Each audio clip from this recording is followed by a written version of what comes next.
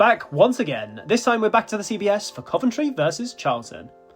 Away days don't get much better than that. A 4-2 win at the Riverside, Sims and Kitchen masterclass and securing all 3 points. When we look at the game, Borough were dominant on the ball and certainly had opportunities to edge it. That said, when you look past possession stats, you can see just how dangerous we are. The championship this season is tight, just 8 points separating 2nd and 17th. That puts in perspective how impressive our 10-point gap is at the top. Something I thought I'd never see. Charlton fans, well, they'll no doubt be dreading this one, having lost their last 3 games. They've conceded 8 goals in their last 2, and they now head to the CBS to face the league's top scorers.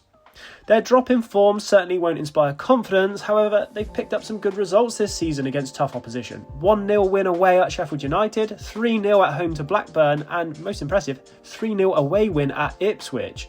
They've certainly got it in their locker for an upset, and head coach Nathan Jones will be looking to pick up on their form, but it's not an easy ask. Now into lineup wise, Coventry played our expected 4-2-3-1, a good team performance, however Thomas Asante picking up a slight hamstring tweak, so he'll join Haji Wright on the medical table to rest and recover, and that's 2 of the league's highest scorers out, so we'll need to have them replaced for the next game. That said, we've got options. Lampard may be looking to make a few changes, and in no disrespect to Charlton, however, with a competitive string of fixtures ahead, we may see some changes to fringe players to get their chances to show what they're capable of. That said, too many changes and we may see a repeat of the Wrexham game. Charlton, well, they field a fairly consistent 3-1-4-2. They've got some injuries to factor in, which may be a hint at that drop-off in form. Notably, familiar face Matty Godden ruled out ahead of a return to the CBS. Looking ahead to the Cov game, it's unlikely we'll see a formation change. However, off the back of some hefty defeats, we may well see some changes in personnel. So, as always, let's grab a look at their baseline numbers. Well, defensively, they play a surprisingly high line and plays part in their attacking structure, but also some defensive fragility. Their attacking line height is deeper and more compact, and whilst they can be relatively forward-thinking, their front line are more likely to find the ball in deeper positions. Average position-wise in their game against Stoke, well, it was a bit messy. Players are drawn out all over the place. The Southampton game, not much better. They tried to play 3 at the back and Connor Coventry just in front to offer some protections. Wing-backs will be more advanced wingers really, and the midfield splits into more aggressive and defensive positions when it suits. Shot-wise, they actually get a fair few chances away considering they're not seeing a load of the ball here. Pass map wise, we can see, well, A, they don't make many passes throughout the game, and B, just how many unsuccessful passes there are. What is notable when we remove them is the direct nature of their play. It becomes very clear they're nearly always passing forward. That's kind of reflected again in their heat map with minimal action in that final third. Some preference for the right hand side is also worth noting.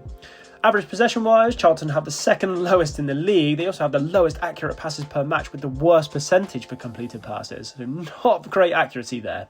Touches in the opposition box, they're 14th, so you can consider them very direct by nature. So whilst 14th isn't high, for the number of overall touches they get in a game, it's actually a fairly high percentage-wise.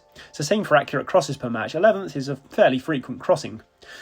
Defensively, they're 7th for XG conceded, so they're giving teams plenty of chances. That said, they're in 8th for goals conceded, so whilst they give teams chances, they're preventing them from converting. Moving up the pitch, their XG creation is 22nd for the league and 17th for the goals per match, so certainly not firing on all cylinders up front, but they have scored some good goals at crucial times in games. So, how can we expect Charlton to play? Well, being without the ball for a lot of the game, we'll start with their defensive structure. Without the ball, Charlton are fairly aggressive. They're not a team that will sit deep and instead look to press the opposition team to play in their own half. The idea that the further you are away from the goal, the harder it is to score. They press extremely aggressive, and they're actually 4th for possession one in the final third, and it often starts the Charlton counter-attacks. So let's grab a look here at a Stoke game and see how they commit men forward. They're seeking to win the ball back or force errors in these situations, and they've been very dangerous areas where the oppositions are vulnerable and looking to capitalise on that. From there, they're not afraid to commit men forward when they do turn over the ball. And again, check this example from the Stoke game. Their press, well, it's a huge strength. Teams that are less comfortable on the ball are punished. That said, teams that will have the edge will punish Charlton heavily. We're taking a look here at the Southampton game and the ball being passed short by the goalkeeper, and you can see the Charlton team boxing them in. Yet just 5 passes in 10 seconds and we can see a totally different outlook with Southampton really in at the back, and they actually scored from this. If you watch back that Southampton game, you'll see it's something they caught time and time again with. Shaping up against the team that are possibly the best transitional teams in the Championship, i.e. Coventry, they'll need to work on this. The back three operate aggressively. One defender will usually stay tight and attempt to drive back to the goal, whilst the other two will drop and attempt to pick up looser balls. Where again you'll see them being punished is again in these trickier, quicker plays. Often the midfield will step up and leave big space in behind them and defence, perfect for the opposition team to roam into and have time to turn and put them on the back foot. Moving forward, Charlton are a transitional team. They'll look to pick up the ball in dangerous areas with their press and really commit bodies forward. An example here, like we mentioned against the Stoke, where they've won the ball, and just look how many bodies they're committing forward here. They're not exactly a team that get the ball down and look to play through. They're a very direct team instead, longer and more direct balls, often looping aerial balls, making it a physical battle and picking up any mistakes from the opposition defence. They've actually won the third most aerial duels so far this season, and that said, they've also lost the most as well, so it shows they're more of a frequency thing versus something they're naturally good at. It means defenders really have to stay alert and be on their toes. They don't play a lot of through balls either, so with only 4 this season, that's the lowest in the league too. One of their main outlets is down the left-hand side with Campbell. He's got the most take-ons in the team and is always looking to get forward and direct. He's certainly a tricky player. A key goal threat from Charlton is set pieces. They have over 50% of their goals this season from set pieces. They've got big lads that offer a threat, but they've also make it difficult to defend against, with chaos often occurring in the box. It's an area that Coventry has certainly not been great at defending this season. Now, into Coventry. Well, when we're talking about our playstyle, it's so varied, happy to keep the ball in parts, but largely being very direct and difficult to handle. What has been our standout is our transitional play. It's something that Lampard has said many times in interviews and working on behind the scenes. It goes for both attacking and defending. When we lose the ball, we quickly get back into shape. When we win the ball, we're constantly driving forward, catching the opposition out. When I look back at the Borough game, it felt like every time we went forward, we could score. And when I think about lining up against Charlton, a team that has suffered with this, I just can't see us not scoring. The space they leave on quick transitions will be punished, and unless they've cleaned up their defensive structure, goals will come. And there's certainly no denying how clinical we've been in recent games. Defensively, a few pieces to work on. The Borough game was a strange one in the fact that we saw so little of the ball and spent large parts in the game in defensive positions, dug in deeper.